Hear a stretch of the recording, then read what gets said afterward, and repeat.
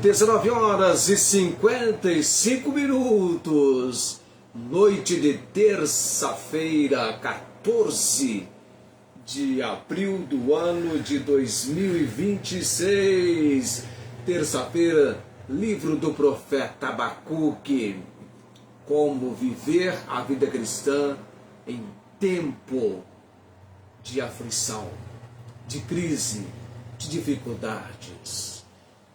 Sejam todos bem-vindos a esse nosso momento das apresentações do programa Comunicações da Palavra. O destaque sempre na terça-feira para a oração, livro do profeta Abacuque. E o nosso lema: vem conosco e te faremos bem. Vem para a palavra, você também. 19h56, Edilson Basaglia e a música Falando com Deus.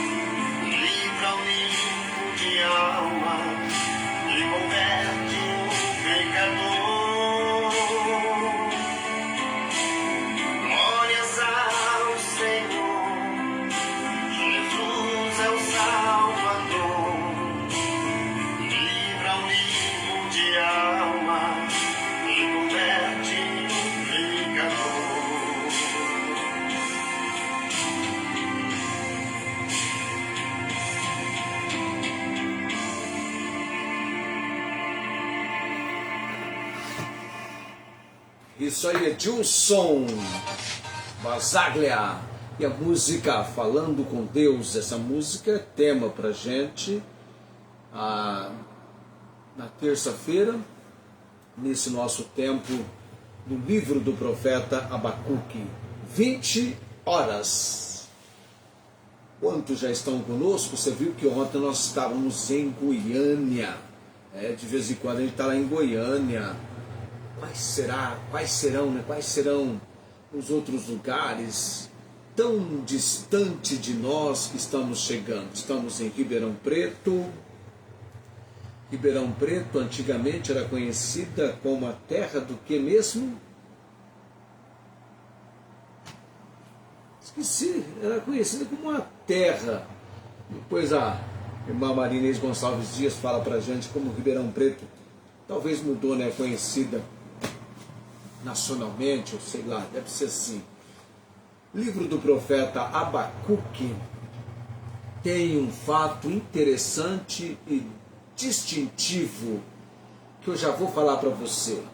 Embora já tenha mencionado numa outra ocasião, mas eu falo para você o fato interessante e distintivo, notável, impressionante do livro do profeta Abacuque, mas eu vou para o versículo 2 do capítulo 3. Olha o que acontece quando você tem uma comunicação com Deus. Está falando que é a terra do chope. Ribeirão Preto deixa eu aproximar. Escreveu chope mesmo, né? Terra do chope. Ribeirão Preto. O pinguim. Tá legal. É o pinguim. Eu tenho que mandar fazer um óculos daquele que dá para enxergar do aparelho aqui. Terra do chope. Versículo 2 do capítulo 3 do livro do profeta Abacuque é a chamada virada, reviravolta que ocorre no livro. Porque é interessante isto, porque Abacuque tem Deus falando com ele e tudo aquilo que atormentava ele no capítulo 1 tem uma compreensão no capítulo 2.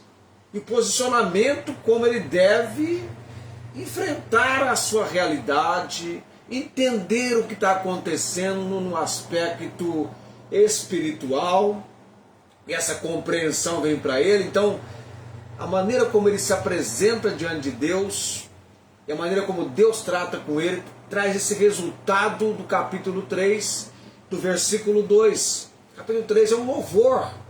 O livro tem uma reviravolta interessante.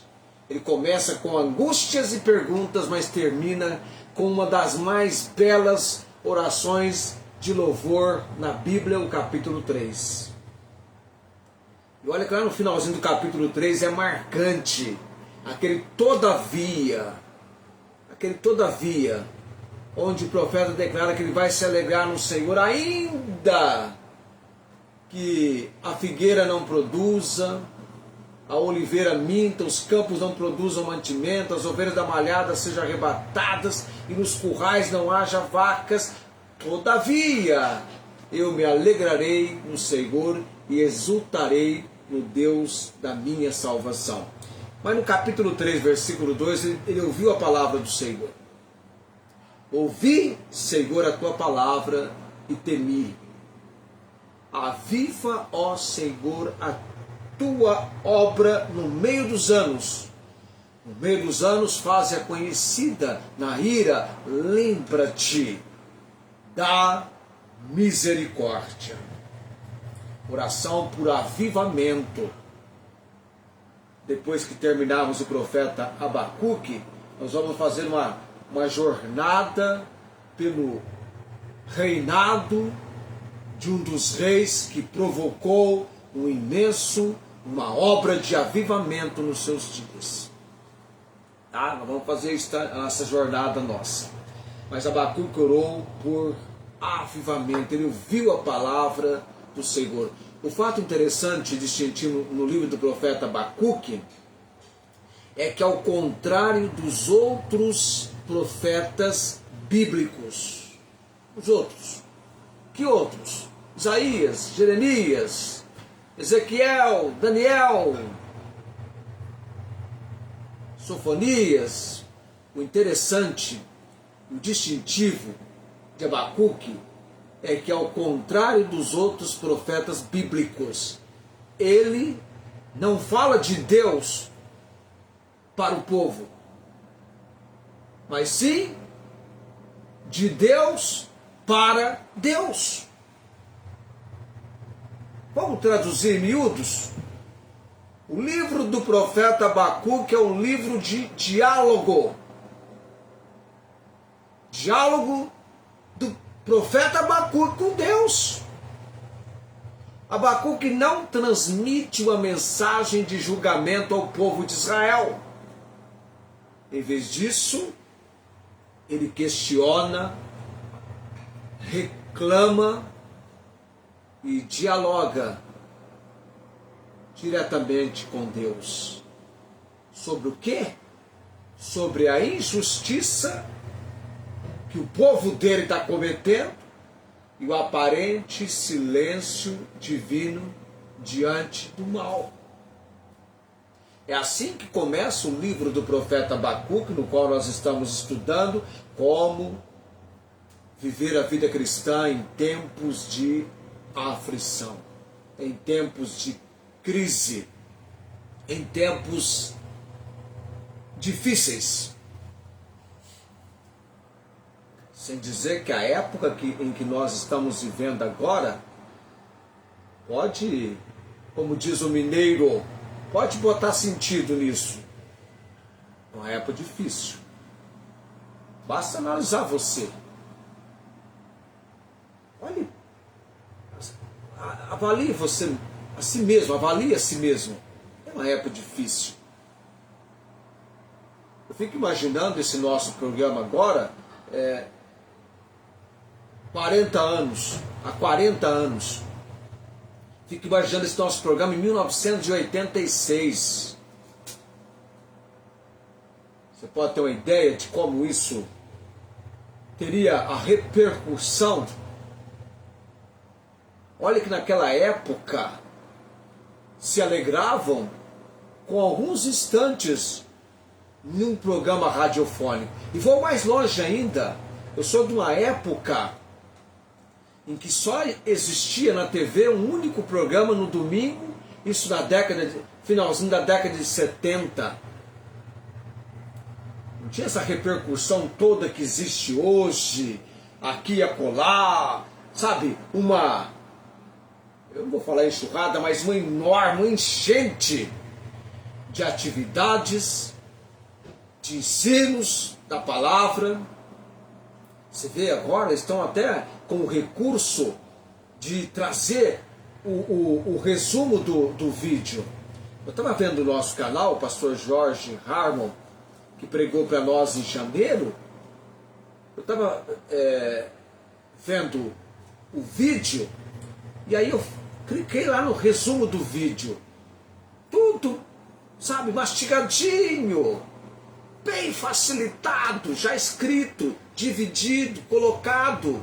Que época em que nós estamos vivendo. E ainda assim, é uma época de crises, de dificuldades, de adversidades, de muito sofrimento, de muita tristeza, de muita angústia, apesar de todo o recurso que nos dispomos, que temos ao nosso alcance, não é? E Abacuque, então, ele trazendo a realidade da sua situação vivida com o seu povo, o povo da imoralidade, da idolatria, e ele entra em diálogo, ele questiona, o capítulo não começa com isso, mas Deus fala com ele. Há um fato muito importante que nós podemos nos aproximarmos, buscarmos a presença de Deus, falarmos com Deus, abrir o nosso coração para o Senhor. E Deus respondeu, falou para ele, olha,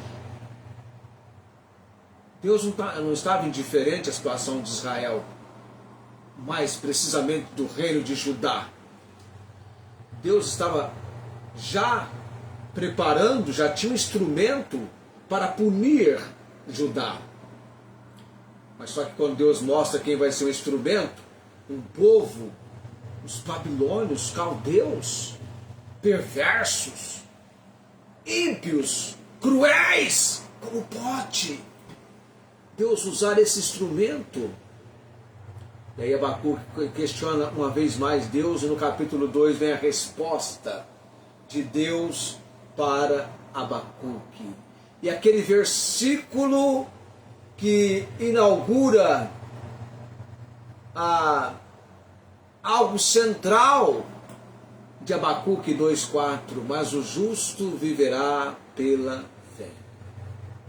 O próprio Abacuque expressou a sua dor, a sua perplexidade ao ver a injustiça em Judá e o surgimento dos babilônios, os caldeus, como instrumentos que seriam usados por Deus para punir, para castigar quem? O seu povo.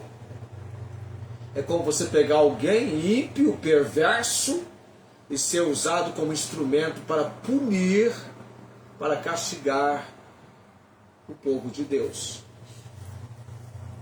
Mas Deus fala com o profeta no capítulo 2, e nós entendemos que em tempos de aflição, sabe a torre de vigia? Sabe você adotar uma postura de vigilância e espera paciente, aguarda pelo Senhor, não faça nada, adote essa postura, entenda que o justo viverá pela fé. Aqui está a essência da vida cristã. Esse justo viverá pela fé aparece em Romanos, Gálatas e Hebreus. Na carta aos Romanos, na carta aos Gálatas e na epístola aos Hebreus. Estou começando a acreditar que o apóstolo Paulo escreveu Hebreus, hein? Só por causa desse versículo, que aparece em Romanos, Gálatas e na epístola aos Hebreus. Mas o justo viverá pela fé, e se ele recuar, a minha alma não tem prazer dele. A carta aos Hebreus menciona assim, o apóstolo Paulo citou em Romanos. Entender também que Deus é soberano e justo na história. E por último, a glória de Deus preenchendo a terra. E aí a gente vem para o versículo 5 hoje à noite. Tanto mais que por ser dado ao vinho é desleal, homem soberbo que não permanecerá. Sobre quem está falando esse versículo? Sobre o instrumento que Deus vai usar para punir o seu povo, mas também vai julgar esse instrumento que é os caldeus. Homem soberbo que não permanecerá, que alarga como o inferno a sua alma, e é como a morte que não se farta, que ajunta a si todas as nações e congrega a si todos os povos. Abacuque 2,5 descreve a sentença divina contra os caldeus, que devido à região onde eles estão, chamados de babilônios. Essa sentença divina contra os caldeus, ela é mencionada destacando que a soberba, a insaciabilidade,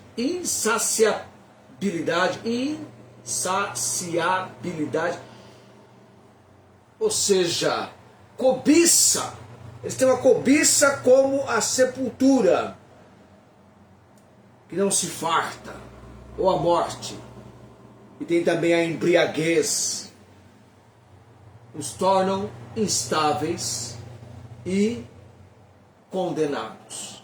Então a mensagem central é que, embora usados por Deus para punir Judá, a impiedade e a crueldade dos caldeus trariam sobre eles o quê?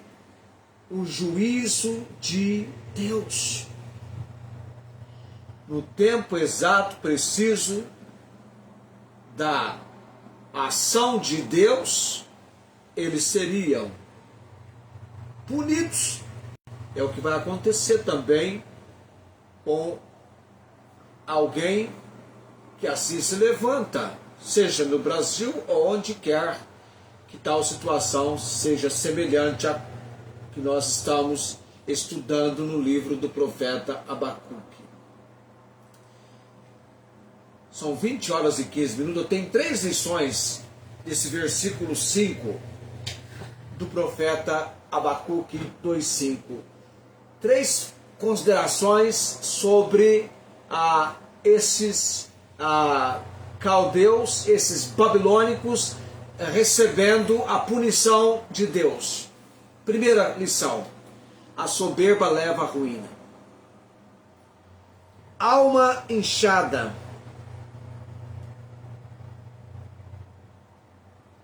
Tanto mais que por ser dado ao vinho é desleal, homem soberbo que não permanecerá, que alarga como o inferno a sua alma, ou como a sepultura. A soberba leva à ruína. A alma inchada, a soberba dos caldeus os impedem de serem retos diante de Deus. Não são retos diante de Deus. O orgulho leva à falsa sensação do quê? De autossuficiência e ao desafio contra o Altíssimo. Leia o livro do profeta Daniel. Você vai perceber o que aconteceu com o rei Nabucodonosor. Nos primeiros dias da minha conversão, esse rei Nabucodonosor e aquele rei Kedorlaomer, Kedorlaomer e o rei Nabucodonosor, eu vou até olhar na minha Bíblia aqui, porque, cadê aqui? Deixa eu dar uma olhada aqui numa coisa aqui. Onde que a página virou aqui? Eu quero ver certinho. É Kedor. Sabia que eu estava falando alguma coisa errada, né? É Kedorlaomer. Eu nunca encontrei um indivíduo da minha vida com esse nome. Nem Kedorlaomer e muito menos Nabucodonosor. Nem me atrevo de pesquisar no Facebook, porque deve ter muitos com esse nome em algum lugar do planeta Terra ainda hoje. Kedorlaomer, né? Kedorlaomer e Nabucodonosor. Ô, nomes, hein? Mas o fato aqui, você viu o que aconteceu com o rei Nabucodonosor? Por causa do quê? Da altivez, do orgulho. Deus trouxe o juízo sobre ele. Primeira lição: a soberba leva à ruína. Segunda lição: a cobiça insaciável, que alarga como o inferno a sua alma, ou a sepultura e a morte. Insaciável como a morte que não se... o versículo 5 vai dizer assim: é como a morte que não se farta. A morte não se farta, está sempre matando alguém. Olha o pessoal curtindo ali. Daqui a pouquinho sobe o coração também ali. Curtida, coração, tá? Ok, curtida, coração. Eles vão me ouvir, né? Tem aquela diferença de tempo. Daqui a pouquinho eles vão me ouvir e alguém vai... O Romarco que gosta de fazer curtida, né? O Lázaro. Mas eu nunca vejo o nome deles ali. Deixe-me concentrar aqui. Cobiça insaciável, comparados à sepultura e à morte. Nunca estão satisfeitos, acumulando nações e pilhando povos continuamente. Conquista, conquista, este, aquele outro, dominando. Eles estão no poder e com o poder. E também nós temos uma outra lição. Eis que tanto mais que por ser dado ao vinho é desleal.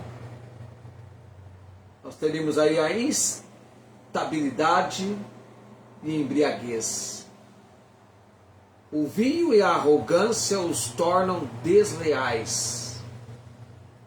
Não apenas os tornam desleais, mas também inquietos. O poder corrompe e não traz descanso verdadeiro.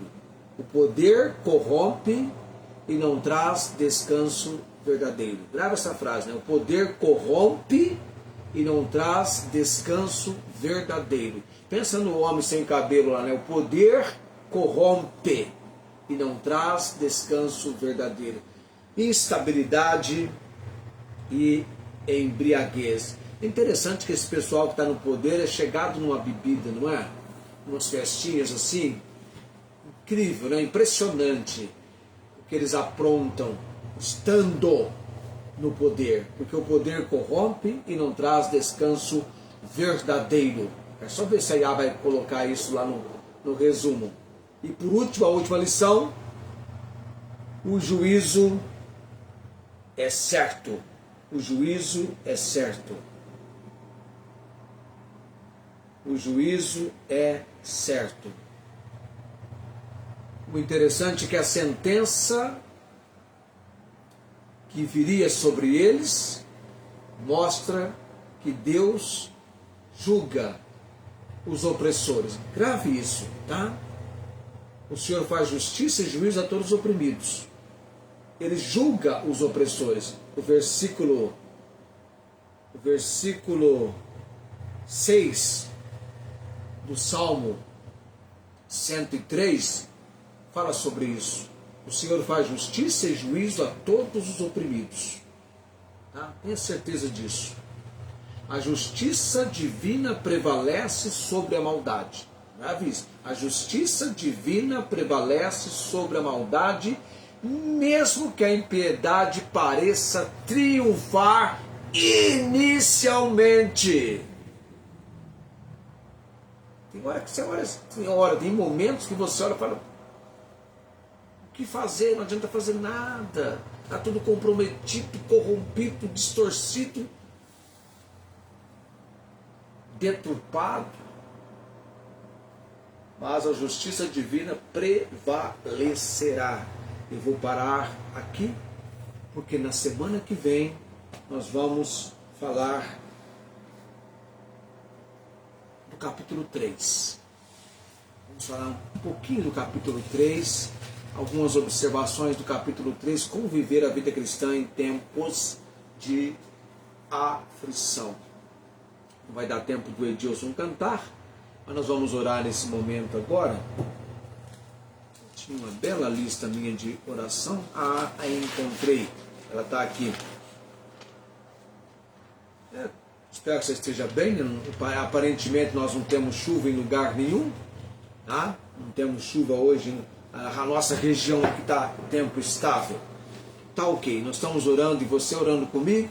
Tá? Missionária a Angélica, Meire Celinha, Luiz Antônio, Dona Maria Cordeiro, a irmã Maria Inês Gonçalves Dias, Cláudia, Alessandra Alves, Tiana Fátima, meus sobrinhos, Valéria, que não é Verônica, tem que mudar aqui, é Verônica, Romarco Daniel, é Thalita, filha da irmã Rosângela. Tá ok, vamos então à oração nesse momento, 20:24, tem 6 minutos para orar.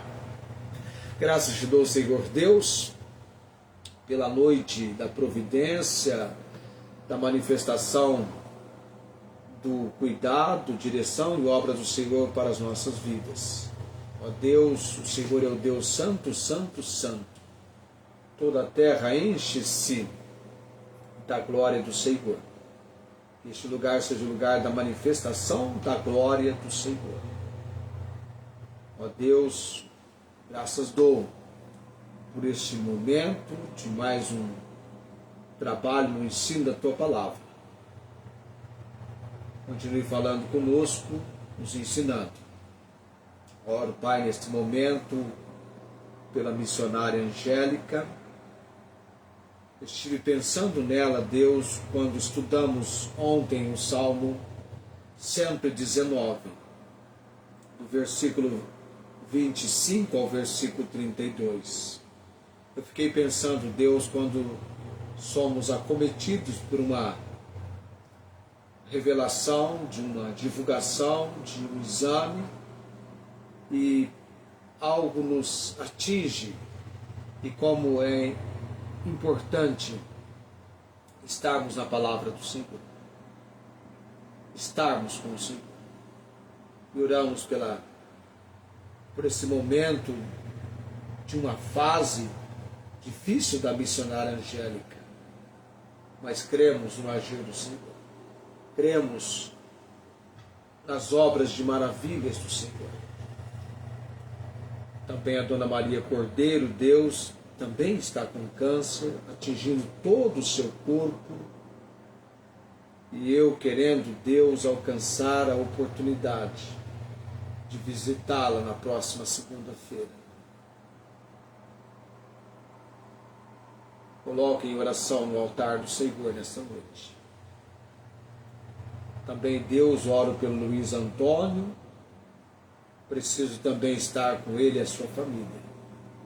A minha oração é para que eu tenha essa oportunidade, Deus, e que ele seja fortalecido pelo Senhor, e a família já esteja sendo preparada pelo Senhor para a obra de salvação. Oro também nesse momento, ó Deus bendito, pela irmã Maria Inês Gonçalves Dias, nesse período que ela está aguardando uma boa notícia vindo da direção do Senhor, que ela alcance a graça do Senhor, da restauração da vista direita, Deus.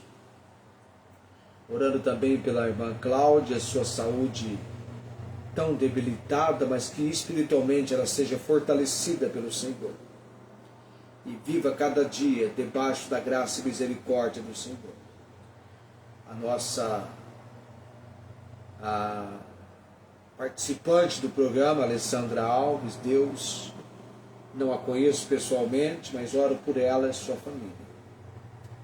Tiane Fátima, Deus bendito e eterno, conceda a petição do coração delas, dá-lhes graça, ó Deus, vigor, fortalecimento e bom ânimo em cada dia.